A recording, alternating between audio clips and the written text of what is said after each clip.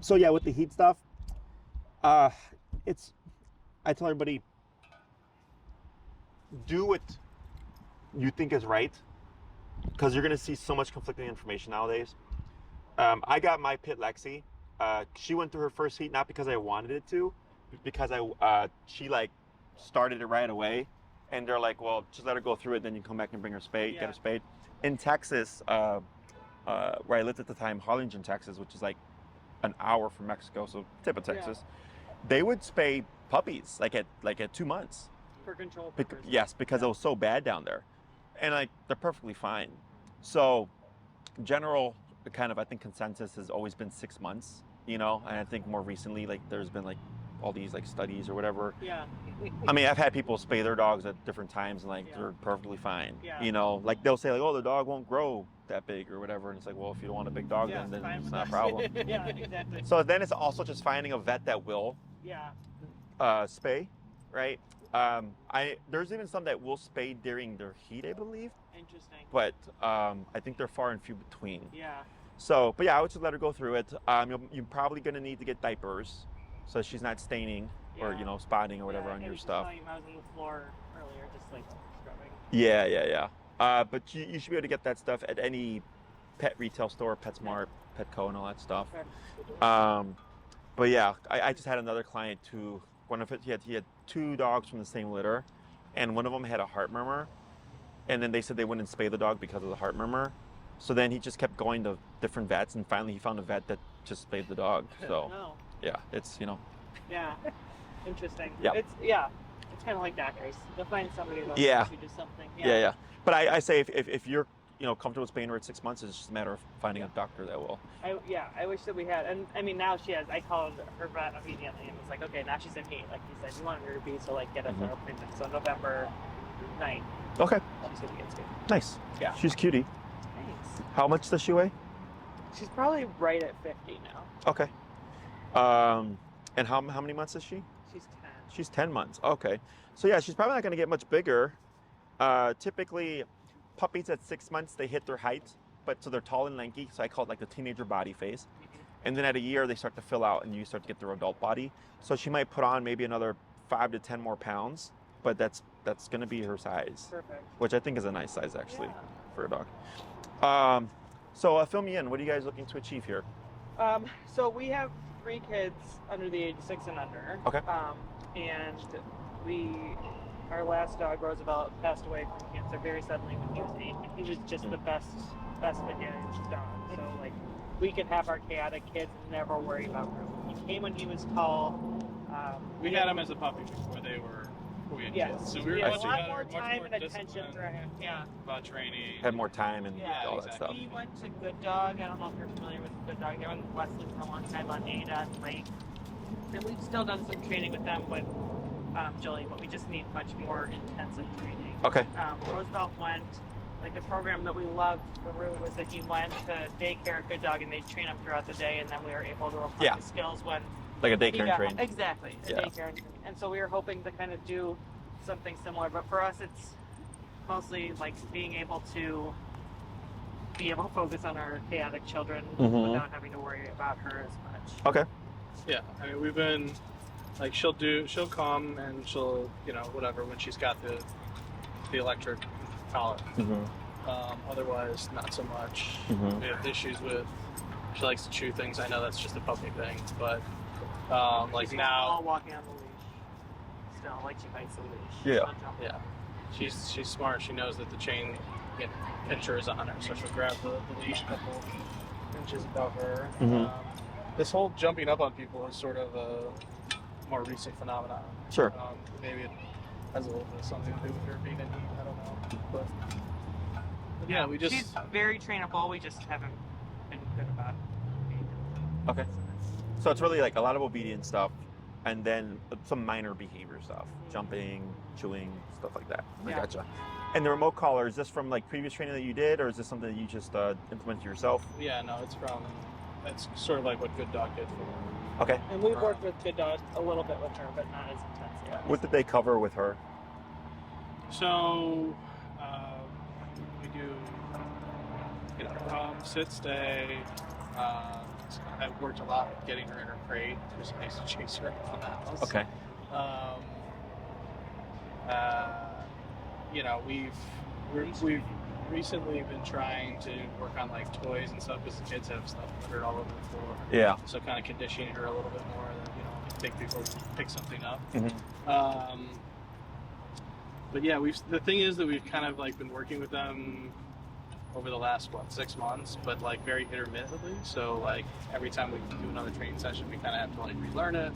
And like we're saying, we're not doing the best job of like actually putting the work in ourselves and reinforcing these concepts. Okay. And it's a similar, it's a daycare train, similar? No, it's so they come to the house for an hour. So basically, I get see. frustrated. John comes over for an hour and a half, like every once. Like he came. I mean, it's actually remarkable. Like he walks in and like she's like the most perfect dog. But he comes to the house for an hour and a half. We work on the skills. We're supposed to apply the skills. You know, he's like, "What do you want to work on today?" We tell him.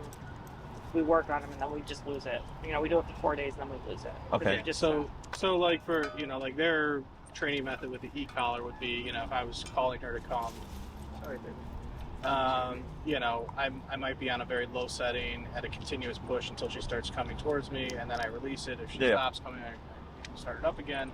Same thing with the crate, you know, like calling her to go for the crate. As soon as she gets her shoulders in, I'm releasing sort of this low, you know, setting on the Okay, but you're so it's they're teaching you the skill, but now it's finding the time to apply that training so that you can develop the skill. Yeah. Okay, and then and sorry, this is the same place you trained your previous dog. Mm-hmm. So they do not offer daycare trains anymore. They're not brick and mortar after COVID. Oh really? Yeah. So they had a place on Lake and like Ada or something like that. And I don't know if they just like the lease ran out and they decided not to do it. The owners were older too. They're like probably in their late 60s. I think they kind of thought like maybe this is a good time. Yeah. They said actually it's been like gangbusters for them because people like kind of just prefer to have somebody come to them. Well, yeah, that and COVID, everybody wanted to do it. It's funny because I was the opposite. I was strictly home to home. Yeah. And then I got my brick and mortar in 2019, like September, so 6 months before COVID hit. It fucking sucked. Oh my God. Yeah, I know. But we made it through. But before it was me coming to you, but then COVID happened, and then everybody was like, I don't want you in my house. Right. So then we flipped it. So now it's where people come to us, either at my facility or here at the park, because of social distancing stuff or whatever. Mm-hmm. But then this was so popular because we're outside in the middle of all this distraction that we just kept with it. Yeah. You know? So it's interesting that we're reversed. Okay, I see. Makes sense. Okay, so they just don't offer what you're looking for, like the service that you're looking for anymore. Yeah, and I Kara gotcha. and Hakeem are how we got to you guys. Oh yeah, with Hunter. Yeah, so Hunter's obviously when we got Jolie, they said you have to get over there with Jesse and Elizabeth. So that's how we got to you guys in the first place. And then I joined Instagram and saw your training, and I was hooked. So here we are. Oh, okay. So she come to daycare? She does. She does. Oh, She's sorry. probably been there a half a dozen times. I gotcha. She's Okay. brand new. I gotcha. Yeah. She boarded once or twice, maybe up, down, and she's probably been, probably. Makes sense because when you called the other day when she about her being in heat, Yes. when Maria was talking to me, it sounded she was like that, like she was familiar with you guys, you know. And I was like, do we know this person? Here's why: is because Kara was like, call Maria and tell her that you know us and see if they'll let you guys do a boarding because we needed to board within 2 weeks. Oh, I see. And then Maria, I think, asked you, and you were like, okay, that's fine. Sure. But it was Probably like went through a Elizabeth. nice favor. It was a nice favor to us, and we were very appreciative. Yeah, But yeah. me and Maria talked very quickly because of that. Yeah. Okay. Great. No, we got it. Okay. So, with your previous dog, same golden retriever or Golden Doodle. golden doodle? Okay. So, and then I'm assuming it sounds like a different personality type. Yeah. Yeah, you got From everything you're telling me with that dog, and then what I see right now from your current dog, I can see why there's going to be some. Yeah, so he was, we used to call him our discount dog because he was returned to the breeder because they had kids. Okay. And he was like so afraid of kids. And even like when we Afraid went to get him, like he was very timid. He like went up into the corner, you know, like Yeah. But he like slowly became much more sociable and kind of came out of his shell. He was much calmer then. And he was a smaller dog. It was a miniature. I see. We also had an older golden when we got him, so she put him in check. I Yeah. see. She did a lot of the socialization and training for us Right, of like yeah. how not to act in the house. I see. I getcha. Okay. So, you know, we specialize in remote collar training. All the stuff that you're explaining to me is not up to the ordinary, pretty typical standard stuff. Okay. In regards to like our approach to training and everything, similar. You're talking about putting the pressure on with continuous and then taking the pressure off, right? I don't use continuous. I use momentary or the nick function. There's different theories of schools of theories and thoughts and all that stuff. So it sounds like what they did was probably low level e-collar training, which is that low level pressure. My issue with that is, especially when you get these kind of personality types, but just in general, dogs are physical creatures. They bite each other. They use their mouth as a sign of affection, like they'll nibble on each other. They correct each other, check each other with their mouth. They even play with their mouth, right? They'll bite and pull on the fur and everything like that, right? So they're very physical creatures. Is that a lot of times like the low pressure, it's like whatever to them. Okay, unless you have a timid dog, which your previous dog was, or a softer dog, right? But if you get a more resilient, or just even the typical dog, a lot of times that stuff just, the owner finds himself being low and then jacking it up, and then being low and then jacking it up, and it's just this constant kind of up and down. So in my school of thought, it's as low as possible, but as high as needed. Okay, so I don't want to have to argue with the dog. I want at some point that the remote, when we need it, like if we're in this kind of context, I would have the collar on, but I'm not having to actively always use it. It's just there in case something happens, right? Like if an off-leash dog comes over that I don't know, so if a kid blows up a firework randomly, my dogs are scared of fireworks and they would spook them, they'd want to run away, right? That's not really anything about training, that's really just a fear flight response, right? Is I'm ready for it in case it happens, okay? So by lowest possible as high as needed, the collar that we use has 127 respective levels. Okay, yours probably has 7, 9, right? So think of like 9 and 127 is the same, but I have 118 more divisions. Okay, so it really allows me to fine tune it. So we all learn from negative experiences. You guys ever touch a hot stove? Would you do it again? No, right? It's typically the answer that I get. At least not on purpose, right? So we want something that the dog goes, hey, that sucked, right? But not so much that they can't think through it. Does that make sense? So that's why it goes low as possible, but as high as needed. So the dog goes, okay, if I make these decisions or if I don't make these certain decisions, I don't have to worry about the collar turning on. Sure. Does that make sense? Yeah. And then from there, in certain contexts, it starts to wean itself away, like inside the home, in controlled contexts. Anytime they're outside, in my book, I always tell clients just have the collar on, even if you're not actively using it, because you can't account for life. Sometimes life throws you something off the cuff, and you know at least that you have the ability to regain control, even in moments that you've lost control. Okay. Question on any of that stuff. So with the way that we go about things, so you're looking for a daycare and train or a board and train type program? Maybe a hybrid. Okay. I would say typically it'd be daycare and train, but we do have a bigger trip coming up where we will be boarding her with you guys, hopefully anyway. Do you know how long for? It's October 17th to the 22nd. Or Okay. 17th to the 23rd. It's like a week? Yeah. Okay, I gotcha. But like I work at the juvenile court, which is at Roosevelt and Ogden, so I like to drop her off with you guys on the way to work, pick her up on the way home. I see. And we live over here. Yeah. So daycare and train would be ideal. Yeah, no. So I think, because typically what I usually recommend for people is a 2-week or a 2-week board and train, which is the equivalent of like a 10-day daycare and train. Okay. Now the way we do daycare and trains is we film the first lesson that I teach of each command that I teach. Okay. Because that shows you how your dog's responding from the get-go. Okay. Your dog already has some familiarity of the collar just through your own application. But let's say this was a blank dog, had no concept of the e-collar, right? Is if she became flighty, if she started to shut down, if she was resilient, or I even had dogs become defensive and or aggressive, you see me work through it all, okay? And then as the lessons progress, you see the dog's progression, how they get better, okay? And I think that's very important because for a lot of people, they drop their dog off, their dog gets to training, they pick the dog up, and so they drop the dog off one way and they pick their dog up another way, but they don't know what happened in between. The problem with that is if you don't understand or don't know the in between, later on when you need to correct or reinforce something, or should something come up, you don't know how to address it. Sure. Okay. So I've been filming everything now, and I send it to the owner, and I go, watch this video, and then as soon as you get your video, you can start applying what you learned from the video. Okay. And then you get follow-up lessons with the program. Got it. So typically, by the 3rd daycare and train day, I will have filmed everything because it's sit, stay, down, come, place, heel. So 6 commands. And then place, heel. Place is like stay where you are. Correct. Go to your bed. Oh, Okay. sure. Yeah, I see that on Instagram. Okay. Yeah. So sit, stay, down, come, place, heel. So if you see the dogs laying on the dog beds, right, they're doing place command. duration work, which is another activity throughout the day. And only dogs that have trained with us can do that, or dogs that have been trained can do that, because if the dog doesn't have the skill, we can't utilize it. Okay, but it helps dogs like this, because you see how she's like keeps moving around and stuff, right? She can't really settle. This is what we would call overstimulation. Okay, this is the brain's inability to turn off. Okay, so like my dog, if my dog was here, she'd already be like laying down sleeping. Okay, because she's like, you're not doing anything, we're not doing anything, I'm just gonna take a nap. Okay, whereas your dog is very alert. Right, she's looking up at the environment. You can even see how she's now smelling something. Right now, she looks over there. Oh, now over there. Right, this is overstimulation. Okay, the inability to turn off, and this is where a lot of problems actually come from. Because if the dog can't turn off, they start to get frustrated because you're not doing anything, and she wants to do something. Okay, so when we do place command, that's teaching the dog to turn off.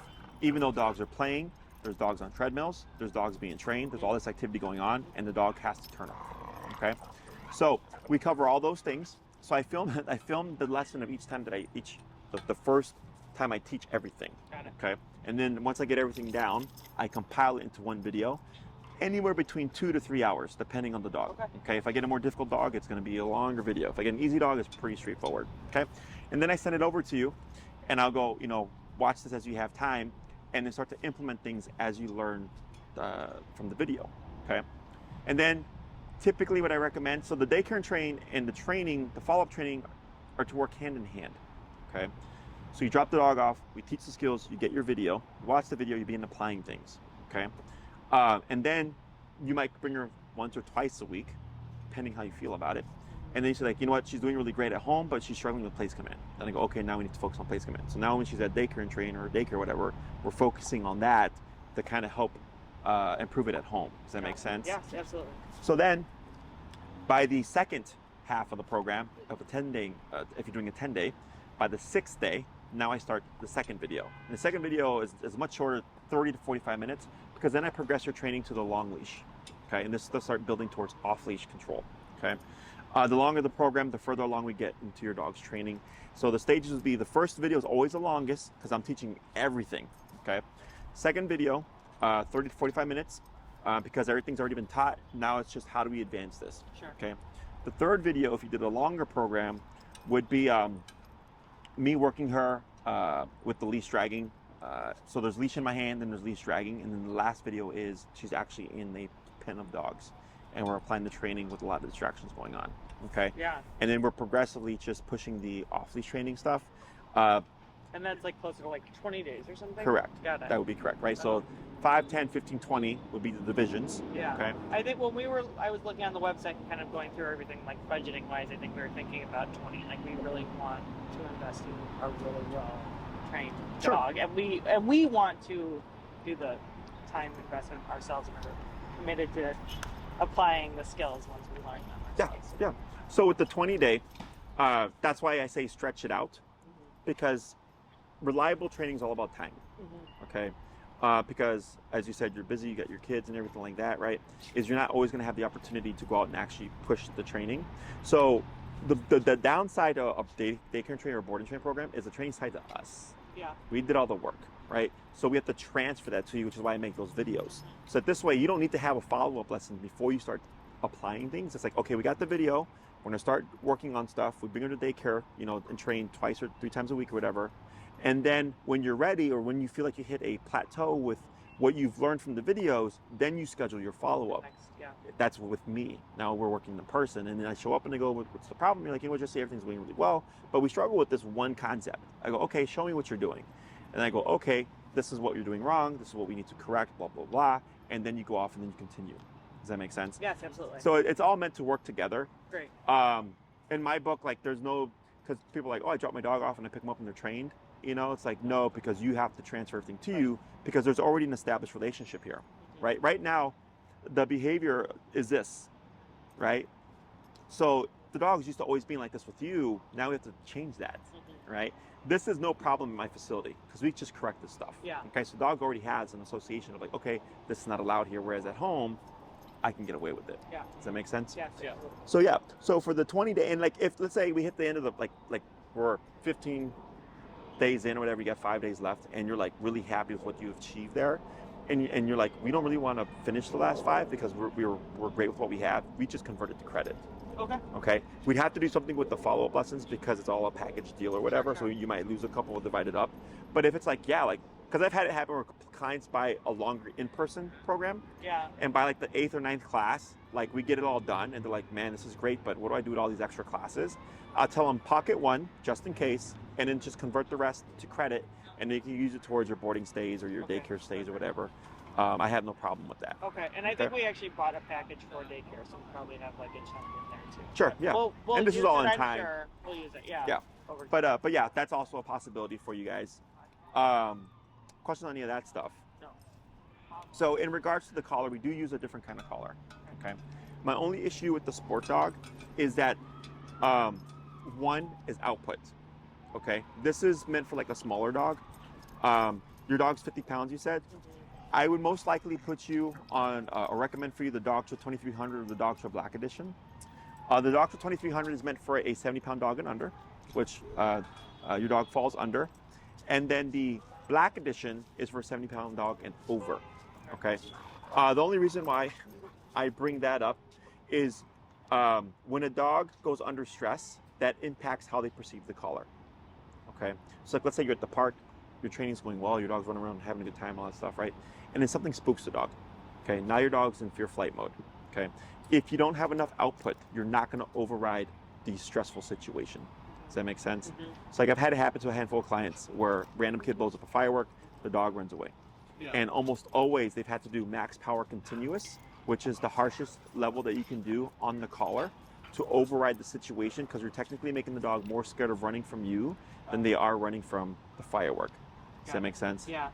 Makes sense, although like this thing at a 5 will like fuck her up. So I don't Sure. And that's the other issue, is that it's either you're too high. So let's say at 5, like it's a harsh correction. Like right? I wouldn't go over a 5, even if she was like chewing on my kid's arm, because like she, she'll like kind of do like a yelp. Just when she, Sure. yeah, she feels it. So like let's say at the 5 it's too harsh, but then at the 4 she ignores, is you're stuck because there's no middle ground. Right. Whereas for us, if we're at a 60 and it's too high and a 40 is too low, I have 40, I have 50, I have 48, I have 52. Right. I can fine tune it and really go down to the setting that she needs. So, and they'd send you the information for that. So let me see here. Just being a brat. Yeah. Okay. But this is like how she is when she's walking. She'll like chew and jump and drive me batty. Sure. Let's see here. Oh, I see. Is this like a backup Just slip? Yeah. I gotcha. Sure. So this we would resize. This actually looks like it's too big for her. Okay. She would actually be like on a 2.25, most likely. Is this a 3.3 or 3.0? We had a smaller one. Kept breaking. Yeah. Was it a Springer? Mhm. That's interesting. Well, when you bring her in for her, what you can do is you can bring the tools that you have, and I'll take a look at it and then fit her with the correct one. But this one definitely is too loose, and technically it should be above at the top here, and then this is at the bottom. Okay, because at the top of the neck gives you the most control. Got it. When it's at the base of the neck, it works in the dog's favor. Okay. That's probably why she always chewing her leash when I'm running. So you're saying that we need a smaller Prong. prong? Yeah. Because if you took out more actual prongs from here, Yeah. see 1, 2, 3, yeah. So you actually got 5 over here. So one sec. So here.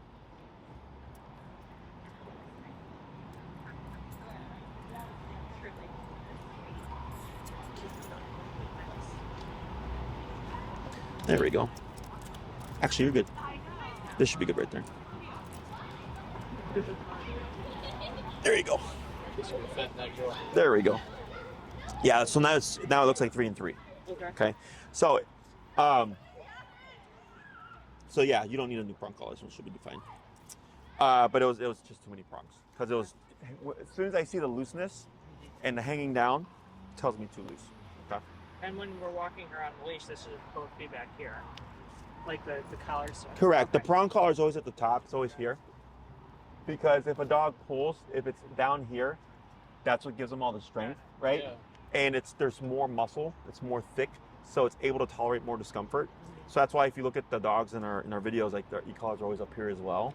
So if you're doing prong and e-collar, it's prong at the top because that's where it's supposed to be. E-collar would be behind it, okay? And then like your flat collar and all that stuff. Otherwise, if we're using solely just a remote collar, and you will most likely end up moving past your prong and stuff and going just to the remote, and then maybe just using your prong like if it's a quick in and out to go potty or something like that. But most clients go just to using the remote because they don't need the prong anymore, because the remote gives you on and off leash control. So as long as you're following through and all that stuff, you're going to get an obedient dog. Okay. Now, with depending on the dog, in this case I don't believe so, but like if we had a Great Dane here and it was like 130 to 40 pound dog, then we usually do both prong and e-collar, just because of the dog's size. Sure. Okay, but almost always the remote collar is doing all the work for us. Okay. Questions on that? Other questions that are not related? On the timing, Yeah. would it make sense to do like our trip is in mid-October, so like would it make sense to do some daycare and train leading up to the trip and then have a board and train? Like Nope. sort of- Just do no? daycare? No, what you would do is just do daycare and train, Okay. and then when you come, just do a regular boarding stay. Okay. There's no reason to.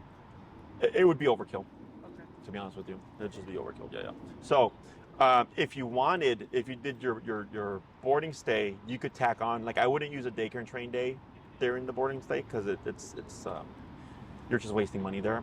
But if you wanted us to continue, because the training is reinforced. Okay. So like let's say she learns place and all that stuff, you board her. We're not going out of our way to train her during that time. But she's still going to be doing She's still going to be doing that stuff. Yeah. Yes. Now, if it's like you want her to have some training sessions or a training walk or whatever, then you can buy a small packet. They're like $100 and something for like 30-minute sessions or whatever. And you're like, hey, we'd like to just keep some training in. You're welcome to. But otherwise, it's being reinforced either way. Yeah. Yeah. I get that. So that's one thing about us. Like sometimes clients will like board their dog at another place, and they'd pick up their dog and they'd be kind of loopy because training wasn't being reinforced all that time. And it's not a big deal. Like the owner would come back and then apply the training again, and it all falls in line. But it's nice that when they leave, we're just reinforcing stuff at no additional charge, and then they pick up the dog and everything's the same. So. Sure. Okay. So you said like the first 3 days kind of all gets pumped. Do you want the first 3 days in a row, or As you'd like. what, yeah. What do you think is the most beneficial? Well, I wouldn't always do it. One, you would book them ahead of time, Yeah. because I have to work my schedule around. So I look at my schedule and I plan it out, because sometimes I'm doing my in-person, sometimes I'm doing my consultations, and I got my daycare and trains, and I got my boarding trains. Right. So I'm all over the place. Busy man. Yeah. Yeah. So then Elizabeth, you might even book a day, and Elizabeth will say like, Jesse's not going to be here that day. Now, once we've got the video done, it doesn't matter. Okay. It's just so I want to make sure that when your dog comes for like, let's say day 2 of her daycare and train, that I'm there because I want to get stuff done. So by the 3rd day, I have everything Sure. ready to go, and then it's just a matter of me sending you the video. Got it. Okay. Also, so that my staff will work with her on stuff that she's been taught, but they don't teach her new stuff because I need that for the video. So if I'm not there that day, they'll work on the stuff that she knows, but then that's about it. Does that make sense? Yeah. Yeah. But once we get the first those sit, stay down, come, place, heel skills in play, then it really doesn't matter. The only time it's important is because of the video stuff. Okay. Okay. Other questions? How do we start schedule? We So do it through the. who have you been talking with, Elizabeth or Maria? I guess Tina and I have been emailing. That was for the consult. Yeah. Yeah. I don't think any for For the- training that was it. Okay. I mean, for daycare, I've been talking with Maria. Okay. It's So something- it'll most likely. So Tina handles my in-person sessions Okay. and my my consultations, which is why you were going through her for this. Yeah. Okay. And then Maria or Elizabeth handle like the daycare and train scheduling. Okay. And then if you need to schedule a follow-up lesson, that would then be Tina again. Got it. Does that make sense? Sure. Yeah. So we used to have, like, I had 2 other trainers and they both went back to school and stuff. So like Tina was actually their, Facilitator. yeah, exactly. And then Maria was solely me, and then Elizabeth was the facility. Yeah. But then once they went back to school and stuff, I was like, well, Tina's my mom, by the way. Oh. I was like, well, I'm not going to fire my mom. So I was like, how about you? You are now my, facilitator. And then Maria used to be my aunt, used to bring that for me. So then she moved to the facility, and now she's handling that. And now that's Elizabeth's trying to break away so she can do other stuff for the business. Yeah. Business. That's great. So, okay. A little family business going on. But yeah, so for the daycare and training stuff, you'd be going through either Maria or Elizabeth. Okay. And then when you're ready to schedule your follow-ups, they'll most likely direct you to Tina.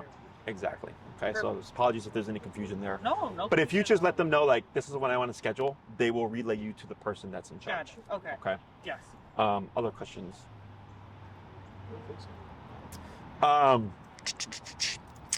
You think here, in regards to like, when does the collar go away? Which is like you guys have experience with it from before, but in my book it doesn't, at least when you need it. So pretty much anytime that you're outside is what I tell people, especially if the dog's gonna be off leash, okay? If it's inside the home, at some point, yes, we expect the collar to kind of wean away because that's your dog's 24/7, unless like you're having guests come over. Now we have external stimuli. Then I would anticipate needing the collar because she might get really excited that there's guests coming over. And then every case is different. Sometimes after the first 15 minutes of having a guest come over, the dog settles down, the owner takes off the collar, we don't need it anymore. Other times the owner's like, you know what, my dog gets too hopped up on Mountain Dew when guests come over, they keep the collar on, but it just helps keep the dog in check. Is part of like the place or the collar, does that help with barking? She barks at being lonely. She doesn't bark at the door, she doesn't bark at anybody. Like separation anxiety? Kind of, like when she goes in the crate at night, basically that's when she's the worst, so like 20 minutes after she goes in the crate when she's by herself. It is separation anxiety, I'm sure. Yeah. Okay, from you guys, but everybody is home. Everybody is home. Okay. But she can't see us. Okay, so one, through structure, consequence, and discipline, that may resolve itself, okay? And resolve itself in regards to like when you guys start implementing it yourself, okay? Because now the discipline's being transferred to the home, okay? Let's say that does not happen. Not a big deal. We can use the collar to correct the barking, okay? The problem only is that, let's say you're the latter, you have to correct her for the barking, but then you put her in the kennel like 2 months into doing that and without the collar, and she goes, hey, you can't correct me now. And then she barks, okay? Yeah. So then we look at things like a bark collar, okay? Now, I'm gonna lean towards, yes, maybe a little bit separation anxiety. I think it's more frustration in her being a brat. Okay, so I'm gonna lean towards it's gonna resolve itself once you start spanking her with the collar a bit, okay? Is that like right now when she was like growling and all that stuff, right? Like that was frustration. That's her just being a brat and trying to bully you. And then I just pulled up for like 2 seconds and then she's been fine now. So like what you just saw, if I take her on a walk, like in the beginning of the walk she's fine, at the end of the walk she's fine, but she does that and then what you just stop. It'll resolve itself. Yeah, that I'm not even worried about because once we implement the remote collar, it's going to resolve itself. Okay. If it did show its head, like out, it's easy fix. Okay. Not a big problem. Okay. Right. Yeah. You're gonna be perfect. Yeah. And this is overstimulation, right? Because the brain wants to do something. Yeah. And I'm going, you're not going to do it right now. Yeah. Okay. So then if she were to start being a brat, I don't like, how'd you say? I don't get frustrated because one, I know that's just her brain not being able to keep relaxed. But because you have if you had a flat collar, this would be hell right now. Okay, because the flat collar gives no feedback. The fact that you have a prong collar makes it much easier because I can put pressure on her to tell her like, you're not going to do that right now. And the remote collar is even easier because it's at the pressable button. Okay, and then because with the prong collar, you can only put so much pressure on the dog before you hit a max, right? So if I use a prong collar to correct the dog, at some point there's a limitation to the firmness of my correction, right? With remote collar, I have 127 levels of intensity for that correction, so I can always match the dog regardless. Got it. Does that make sense? Yes. So yeah, prong collar is a great tool.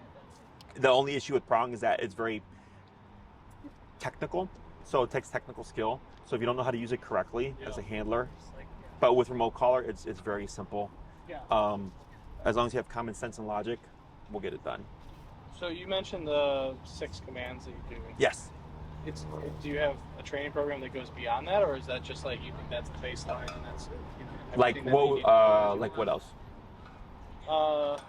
I'm not going to remember, but like occasionally, because we'd have sessions and she'd be doing well on certain commands, our other trainer might teach her things like, if you're at the vet, something to make her, like go up on the, stand up all fours. Oh, like a stand? Yeah, Sure. Yeah, stuff like that. I don't know. If you sent a list of what you wanted, I can. The issue with that is the more. I'm not saying I need a stand command. Yeah. I'm just curious. Yeah. The reason why I've simplified it to those 6 is because, well, technically speaking, heel, come, and place, those 3 things alone will let you do almost anything with your dog. Walk with me, don't pull, come when I call you, and then go there and don't move, right? Sit and down are superficial in the sense, like sit is momentary. Like, I honestly wouldn't make a dog sit for this long, but I'm doing it because I know it's challenging for your dog, okay? So that's where there's the benefit there in terms of behavior, but realistically speaking, I don't do this, okay? I would actually down the dog. But because I don't know what this dog knows and I haven't trained this dog myself, I don't want to down the dog, because then if she broke the position, I'd have to reinforce it, but she doesn't know yet, right? Down would be another extended use command. If I say down, if I don't say break for 2 hours, the dog's gonna down for 2 hours, okay? But it's more difficult to reinforce because it's more specific to the position. Place is a client favorite because it's go to your bed, don't move, sit, stand, lay down, I don't care, but don't get off. So if you go to a restaurant and you bring a towel and you place your dog and someone goes, oh my God, can I pet your cute golden? You're like, sure. And she stands up to be pet, but she stays within the perimeter, we don't need to correct.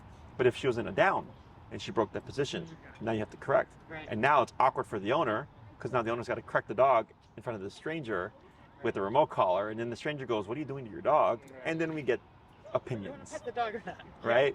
And trust me, I've been doing this for a long time. I'm very much familiar with the windows of experience that people have had, okay? Yeah. So I keep it very simple. I call it the family pet command: sit, stay down, come, place, heel, and then break is our release command, so technically 7, okay? Have I taught stand before? Yes. Have I taught things like finish if the dog comes to the left side? Yes. Have I taught a dog how to reverse heel? Absolutely. I can teach very complex things. It's just there's no function for them. Sure. Unless the owner's like, oh, I need this because of service dog stuff, or I need this because I want my dog to like know a bunch of stuff and it's fun for me. And that's typically, like in that case, you had in-persons. Is that correct? Yeah. Yeah. So that's where I've done that before myself, where I have a client who enjoys the process of training and they want to go above and beyond the standard. Yeah. But I've also had people make a couple of requests, and I go, as long as it's easy enough that I can get it done reliably within the time frame, I go, not a problem. Okay, I stopped drinking, so unfortunately I can't teach you to get a beer, but A root beer. A juice for the kids. other questions? Let me think here. So we covered the collar stuff. I mean, there is still homework on your part, just remember that. However, the training does transfer very easily, okay? So what's great about this is, like, let's say in the future, like kids are older and you want them to learn how to like walk the dog and stuff, as long as they can operate and do the same thing in terms of like correcting the dog and stuff, it transfers very easily, okay? I actually had a client, they did a 12 class program, they did 9 out of 12, they saved 3, it was like 2 years ago. And then their daughter, who was like a travel nurse, is back in Chicago, and it was actually her dog. And she wanted to learn what the dog learned because now she's in Chicago, but they also have another daughter who's special needs, okay? So they both showed up to the class, and they're like, well, can she learn, because she really wants to learn how to walk the dog? I said, absolutely, as long as there's some baseline understanding of a couple of concepts. I go, 100%. Dog did great, really good. Actually had good handling skills too. So as long as they're willing to press the button at the number that is needed for the dog, there is no issue. When they don't do that, that's where there's an issue. So like, I have a case I just finished, those board and train 3 week, dog's number was 70, okay? And no issues with the owner. But if the owner had decided, you know what, Jesse, I'm not comfortable correcting my dog at 70, the highest I'll go is 50, I go, then you're not gonna get the training transferred over. Because the dog goes, I need 70, Jesse will give me 70, so I will listen to Jesse. You will only give me 50, so I will not listen to you. That's how that works. It's like with kids. Yeah. You know, if there's one parent that spanks and one parent that doesn't spank, they'll learn to play that boundary. Trying to decide Are you the spanker or the The spanky. I was raised old school.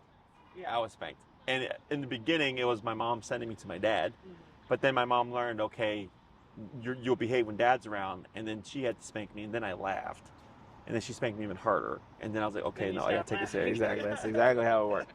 And then I learned how to behave around mom too. Yeah. Okay. Exactly. Yeah, So I get it. yeah, so that's how that stuff works. Yeah. Okay. Other questions? Yeah, this is gonna be pretty straightforward. With 20, we're gonna get it done. It's not a problem. Okay. And then if there's stuff that the program doesn't cover that you struggle with at the home, okay, we still cover it. Yeah. But then you just change one of your in-person to an in-home. Okay. There is a $50 upcharge for in-home visits, just so you know. Okay. But we get cases that are like reactivity cases, and I'll tell the owner like, we'll get stuff done, but you're probably not gonna see the reactivity here, but it's okay. That's why you have the follow-up. So if there's anything that's not covered in the videos, you'll have your follow-up, and if it needs to be an in-home, we'll do that so that we can make sure we cover those problems. Okay. So, maybe this is what you're talking about when you say reactionary, but like if she, perchance, were chewing on your baseboards, you correct that with the e-collar as well? Yes, or you can use what we call a bonker.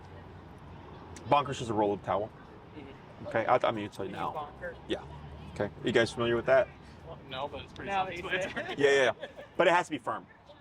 It's just a rolled up towel. So it's literally rolled up towel. Use hair bands, zip ties, or rubber bands to keep it shape. I usually recommend making 2 to 3 of them. If you see her chewing on the baseboards or whatever, right? Boom. Okay, throw it. Just be careful not to break anything. It's a rolled up towel. It's not going to hurt the dog. But typically, dogs don't like things flying at them. Okay, so that in itself is an aversive. Okay. Or you bonk the dog yourself. If you're too soft, the dog's not going to take you seriously, and they're probably going to chew on it like a toy. Yeah, I feel like Okay. I totally get that. Now, in the case, if I go to bonk the dog, and they go, oh, what's this new toy? And they pick it up, I have 2 more to go. Okay, and I bonk again. And they go to that one, I bonk again, I pick up the other 2, and I keep doing that, and I keep cycling until eventually the dog goes, this sucks. And then they might yip, and they'll run off. And I'll pick up the bonkers, and I'll put them away. But I have now empowered the bonker. So the dog views it as an aversive and not a toy. That goes back to my earlier explanation of when my mom spanked me and I laughed, and she continued to spank me until I didn't laugh. Like, it's the same concept, okay? The issue that I have with my clients, or that they have with this, is that because they're physically correcting the dog themselves, they can't help but feel like they're hitting the dog. And they feel bad about that. They feel like they're abusing the dog. I go, no, it's all about the intention. This here is a dog bite, okay? This is 10 stitches right here, okay? This is a Great Dane. He didn't want to go in the kennel. That's all it was. He'd never been in the kennel before. Ironically, I was just trying to see if he'd fit in the kennel. He freaked out. He's like, I don't want to do this. He looked up, he bit my hand. Okay. Dog still comes to daycare. This happened end of 2019, so 4 years ago. Dog still comes to daycare and boarding, all that stuff. Never had an issue since. Not an aggressive dog. He just was scared of going in the kennel. Had never been in one before. Wanted to stop me, and the tool at his disposal is his mouth. Okay. So dogs are physical creatures. They bite each other. Roll up towel ain't gonna do anything, at least physically, to harm the dog. Okay, that's why I love remote collar, because it disconnects the owner from. I was going to say, the nice thing about the e-collar is that, I mean, I think she knows that I'm doing it to her, but you feel a little bit more disconnected. Yes. But that's also a con, because going back to that example where my dad spanks me, but not my mom, right? There was a disconnect. Didn't understand. Yeah. I So with the bonker, it empowers where the dog goes like, oh, it's you correcting me, right? For me, I got over the whole idea of like, oh, am I hurting her with Roosevelt. Like, once I saw his quality of life as a really well-behaved dog, it made everything else worth it. Like, he doesn't remember it. The training makes it made his quality of life so much better. Everything was worth it. It didn't matter what it was. So, yeah, maybe I'm heartless, but I won't have a problem. I've been doing this for 12 years. I've had some dogs that were so aggressive they needed 2 e-collars. Yeah. So, they're physical creatures. Like, it's just a muscle contraction. Like, I know it's not going to kill them. They're not going to start spouting blood. And dogs bite each other. And I've walked into homes where one dog killed another dog before training. I've had dogs that they would see each other in the same room and just want to kill each other. I've had dogs go after owners pretty bad. I got a scar here from Rottweiler bite. I got this one from the Great Dane. I got here from a German Shepherd. I got another one here from a German Shepherd. Like, you're legit, Jesse. Dogs are physical creatures. Yeah. It just comes with the territory. Yeah. So once you understand, like, they just communicate with each other this way, like, these tools just allow us to communicate with them as a human, because, like, we don't bite each other unless you're Mike Tyson, you know? So it's funny because I had now 2 people, but I used to work at a PetSmart, and we had a groomer, and the groomers would ask me questions. And one of the groomers was like, you know what, Jesse? So my dog resource guards, right? And the dog would resource, it was a Shih Tzu, would resource guard lollipops because she had little kids, and the kids would drop the lollipop sticks. And if she would go to get it, the dog would bite her. So one day she got pissed off, and she bit the dog in response on the ear. And she's like, Jesse, she's like, let me get your opinion on this, and don't judge me, right? And she tells me the story, and I started laughing, and I was like, okay. And she's like, is that okay? I go, well, technically, I'm like, another dog would do the same thing. I'm like, I don't recommend it because the dog could bite you in the face because you're right there, but it accomplished what you wanted, because after that day, the dog stopped doing it. Right. You know, but you know, if you tell that to the wrong person, like, oh my God, you abuse your dog, this and that, and I go, so, yeah. Other questions? I don't recommend you bite the dog. It's like, it's on video. Somebody else told me recently too, and I started laughing. I'm like, I haven't heard this since, like, you know, this was like 10 years ago. It wouldn't even occur to me. That's funny. Yeah. You gotta do what you gotta do, I guess. But yeah, no, it's pretty straightforward. But if there's anything that, you know, that you're having issues with at home, one, I would probably just tell you, email me. Sure. And then I would email you an answer and say, like, try this out first, because I really want you to have the in-persons, like, for stuff staff is absolutely needed for. Yeah. And then even after your program and stuff, I always tell clients, you have my technical support. I have clients from like 10 plus years ago that still email me with the occasional question. I'm more than happy to give my insight. Mm-hmm. But yeah, little things like that are simple. Bonker is for everything that we can't remote. Got it. Okay. Cool. Other questions? No. So for the booking stuff, that'll all be either Maria or Elizabeth. Okay. So you can reach out, email the info, what have you, and then let them know what you'd like to do in regards to length of time. At minimum, 10-day. Sounds like you want to do 20-day, but you can decide that.